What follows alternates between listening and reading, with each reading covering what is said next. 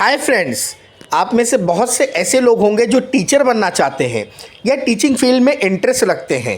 तो ऐसे बच्चे those who are doing HSC, graduation या और पोस्ट ग्रेजुएशन और उनका फ्यूचर में टीचर बनने का इरादा है, या ऐसे लोग जो कोचिंग क्लासेस में पढ़ा रहे हों, या ऐसे टीचर जो स्कूल में पढ़ा रहे हों, या एज ए लेक्चरर और असिस्टेंट प्रोफेसर जो जूनियर कॉलेज में पढ़ा रहे हों और उन्होंने बीएड का कोर्स काफ़ी पहले किया होगा, तो मैं उनके लिए लेकर आया हूँ प्रोफेशनल टीचर ट्रेनिंग कोर्स।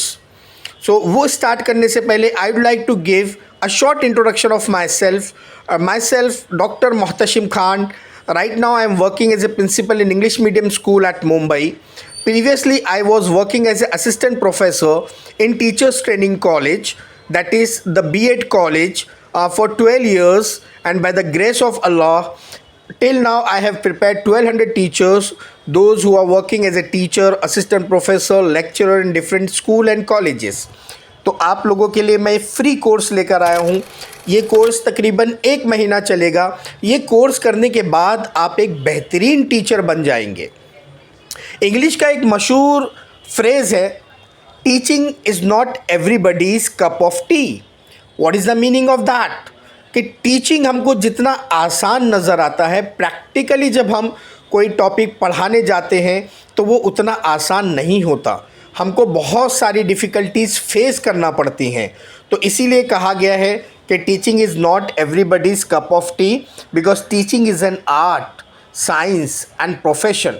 तो हमको तीनों चीज़ पर ग्रिप करना हासिल होगी। जैसे मैं आपको बताता हूँ, एज ए टीचर जब हम देखते हैं तो हमको काफ़ी आसान नज़र आता है कि एक पर्सन वहाँ पर जाकर पढ़ा रहा है, लेकिन अगर आप गौर करेंगे तो एक टीचर को साइमल्टेनियसली कई चीज़ों पर कमांड या महारत हासिल होना बहुत ज़रूरी है। मिसाल के तौर पर एक टीचर पढ़ाने गया टॉपिक, तो टीचर पढ़ाते पढ़ाते क्या करता है, यानी सबसे पहले वो क्या करता है कि बच्चों को एक्सप्लेन करता है। तो टीचर के अंदर ये क्वालिटी होनी चाहिए कि वो कंटेंट को अच्छी तरीके से एक्सप्लेन कर सके। ये स्किल होगी तो कोई भी आदमी अच्छा टीचर बन सकता है। दूसरा, लिखते वक्त उसको इम्पॉर्टेंट पॉइंट ब्लैक बोर्ड पर लिखना पड़ते हैं, तो ब्लैक बोर्ड पर भी लिखने के कुछ तरीके हैं।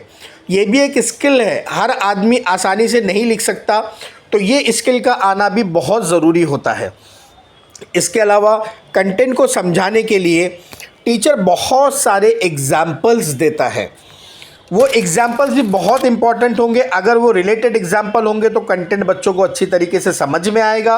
अगर टीचर के दिए हुए एग्जाम्पल्स प्रॉपर नहीं होंगे तो कंटेंट को बेहतर तरीके से वो बच्चों को नहीं समझा सकता है। तो ये तीसरी स्किल है कि इलस्ट्रेशन को प्रॉपरली यूटिलाइज़ करना। चौथी स्किल होती है कि पहले जो हमारी टीचिंग थी वो टीचर सेंट्रिक होती थी। टीचर सेंट्रिक का मीनिंग क्या होता था? क्लास का बॉस टीचर होता था, वो जो बोलता था वो बच्चे करते थे। लेकिन जैसे जैसे जैसे एजुकेशन में डेवलपमेंट आता गया, now the teaching is become the child centric. यहाँ पर हमारा मेन जो पर्सन होता है क्लासरूम के अंदर वो टीचर नहीं बल्कि स्टूडेंट्स होते हैं। तो इसके लिए हमको स्टूडेंट को एक्सप्लेनेशन नहीं करना है, यहाँ पर टीचर को सिर्फ एज ए गाइड काम करना है। तो वो टीचर क्या करता है आज के ज़माने में कि वो डायरेक्ट एक्सप्लेन नहीं करता है, बल्कि स्टूडेंट से डिफरेंट क्वेश्चंस पूछता है और क्वेश्चंस के बाद जो स्टूडेंट्स आंसर देते हैं वो आंसर के बेस के ऊपर पूरा कंटेंट एक्सप्लेन करता है। तो ये चौथी स्किल है, क्वेश्चन किस तरीके से पूछना। और एक स्किल होती है सेट इंडक्शन, यानी जब हम क्लासरूम में जाते हैं तो हमको जो है ना डायरेक्ट पढ़ाना नहीं होता है, हमको क्या करना पड़ता है, पहले इंट्रोडक्शन देना पड़ता है। वो हम डिटेल में देखेंगे। यहाँ पर आपको ये समझ में आ गया होगा कि एक अच्छा टीचर बनने के लिए बहुत सारी स्किल्स का होना ज़रूरी है। अब यहाँ पर एज ए पर्सन हमको वो सारी स्किल एक साथ सीखना पॉसिबल नहीं होगा।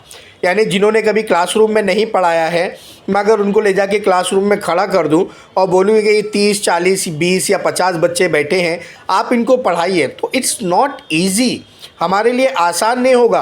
अगर हम हिम्मत करके पढ़ा भी लेंगे तो हम प्रॉपर तरीके से नहीं पढ़ा पाएंगे। तो इसके लिए टीचिंग को सीखने के लिए सबसे पहले हमको सीखना पड़ेगा व्हाट इज़ माइक्रो टीचिंग, यानी माइक्रो टीचिंग क्या होता है, मैंने भी आपको पहले बताया था कि एक टीचर के अंदर बहुत सारी स्किल्स होती हैं। क्वेश्चनिंग स्किल होती है, एक्सप्लेनेशन स्किल होती है, इंट्रोडक्शन की स्किल होती है, फिर ब्लैक बोर्ड राइटिंग की स्किल होती है। तो हम माइक्रो टीचिंग के अंदर ये स्किल्स को डिटेल में सीखेंगे। यानी माइक्रो टीचिंग अगर आप वर्ड देखेंगे तो ये दो वर्ड का कॉम्बिनेशन है, माइक्रो एंड टीचिंग। माइक्रो का मीनिंग होता है छोटा और टीचिंग का मतलब होता है पढ़ाना। तो यहाँ पर हम स्केल डाउन करते हैं, यानी दो चीज़ों को रिड्यूस करते हैं। एक नए पर्सन को जब हम पढ़ाने के लिए खड़ा करते हैं तो हम छोटा ग्रुप बनाते हैं, यानी 4 से 5 लोगों का ग्रुप बना लेते हैं और वहाँ पर टीचर को सिर्फ 5 मिनट के लिए पढ़ाना होता है। तो इसे हम कहते हैं माइक्रो टीचिंग। अगर आप नए हैं और आपको एक बेहतरीन टीचर बनना है तो जो तरीके मैं सिखा रहा हूँ ये आप घर पर प्रैक्टिस करिए। थोड़े दिन की प्रैक्टिस में आप एक प्रोफेशनल टीचर बन जाएंगे। आप कहीं भी स्कूल में जाएंगे डेमो के लिए, इंटरव्यू के लिए, तो आपका सिलेक्शन ईजीली हो जाएगा। तो माइक्रो टीचिंग में क्या करना है, यानी मैं जो आपको स्किल सिखाने वाला हूँ वो आप घर में ट्राई करिए, 4-5 लोगों को बैठा दीजिए और जिस तरीके से मैं एक्सप्लेन करूँगा उस तरीके से आप धीरे धीरे इसका प्रैक्टिस स्टार्ट कीजिए और कुछ ही वक्त में आप एक बेहतरीन टीचर बन जाएंगे। तो आई होप माइक्रो टीचिंग आपको क्लियर हो गया होगा। माइक्रो टीचिंग का मीनिंग होता है छोटी क्लास में कम वक्त के लिए पढ़ाना। तो यहाँ पर हमको पढ़ाना कितनी देर के लिए स्टार्ट करना है, सिर्फ 5 मिनट के लिए आपको पढ़ाना है। और हम क्या करेंगे, छोटी छोटी स्किल्स सीखेंगे। तो माइक्रो टीचिंग में सबसे पहले आज जो हम स्किल सीखने वाले हैं उसका नाम है सेट इंडक्शन, या दूसरे वर्ड में हम उसको बोल सकते हैं इंट्रोडक्शन। आप समझ लीजिए सेट इंडक्शन क्या होता है। सेट इंडक्शन का मीनिंग होता है कि when ever I am entering in the class, मुझे कोई टॉपिक पढ़ाना है तो मैं डायरेक्टली कोई भी टॉपिक को पढ़ाना शुरू नहीं करता हूँ। सबसे पहले मुझे क्या करना पड़ेगा, उस टॉपिक का इंट्रोडक्शन करना पड़ेगा। अब आप ये सोच रहे होंगे कि इंट्रोडक्शन क्या है और ये क्यों ज़रूरी है। तो आप इसको इस तरीके से समझिए कि स्कूल में बहुत सारे पीरियड्स एक दिन में होते हैं। मिसाल के तौर पर फर्स्ट पीरियड आपका मराठी का था, मराठी वाले टीचर ने समझाया। सेकंड पीरियड हमारा मैथ्स का है और मैं मैथ्स का टीचर हूँ। मैं जब क्लासरूम के अंदर एंट्री करूँगा तो उस वक्त मराठी का टीचर जस्ट पढ़ाकर क्लासरूम से बाहर निकला होगा, बच्चों के जहन में वो मराठी घूम रहा होगा और डायरेक्टली अगर मैंने मेरा चैप्टर स्टार्ट कर दिया, मैथ्स पढ़ाना शुरू कर दिया, तो इसमें चांसेस है कि स्टार्ट के जो 5-10 मिनट्स में मैंने पढ़ाया है वो बच्चों को सही तरीके से समझ में ना आए, या अगर हम लोकल लैंग्वेज में बोले तो उनके सर के ऊपर से चला जाएगा। क्यों? क्योंकि उनके जहन में मराठी घूम रहा था और डायरेक्टली आके मैंने मैथ्स स्टार्ट कर दिया। तो इसके लिए हमको क्या करना पड़ता है, इंट्रोडक्शन करना बहुत ज़रूरी होता है। इंट्रोडक्शन का फ़ायदा क्या होता है कि बच्चों का माइंड जो है ना वो एक सब्जेक्ट से निकल के हमारे सब्जेक्ट की तरफ आता है। मिसाल के तौर पर I am a science teacher, मैंने जाके जब इंट्रोडक्शन दिया और पहला बच्चे ने मराठी पढ़ा था तो उसके जहन से वो मराठी निकल जाएगा, वो साइंस आएगा। दूसरा, उनके अंदर क्या होगा, एक है ना क्यूरियोसिटी डेवलप हो गया, वो हमारे लेसन के अंदर बहुत अच्छी तरीके से ध्यान देंगे।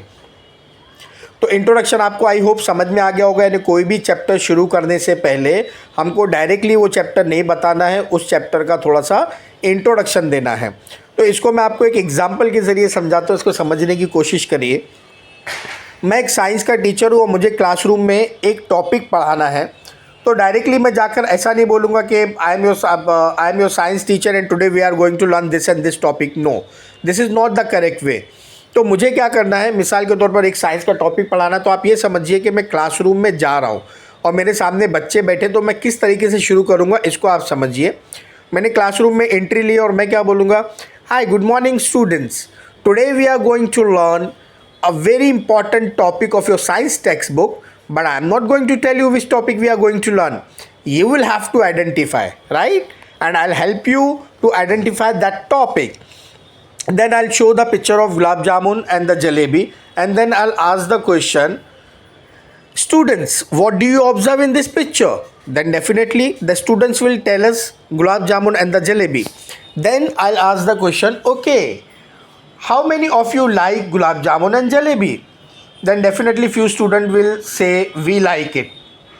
Okay, then I'll say this is your favorite food, right?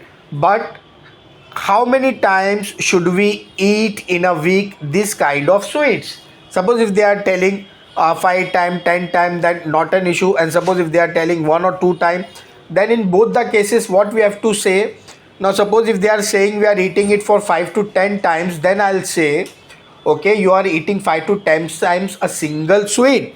Is it good for our health? Definitely no. If we'll eat more sweet, it will affect our health.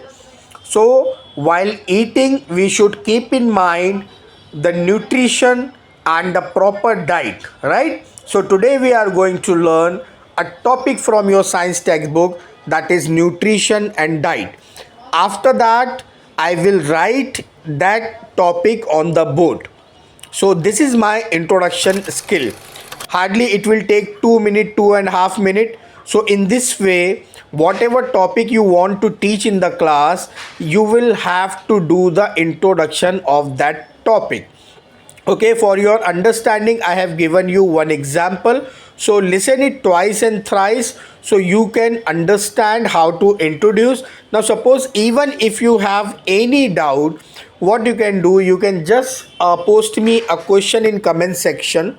I'll give you the solution. And now suppose if you are not understanding how to introduce a particular topic, now suppose if you want introduction of a particular topic, then that topic you can write in comment section. I will tell you how to introduce that topic in the class.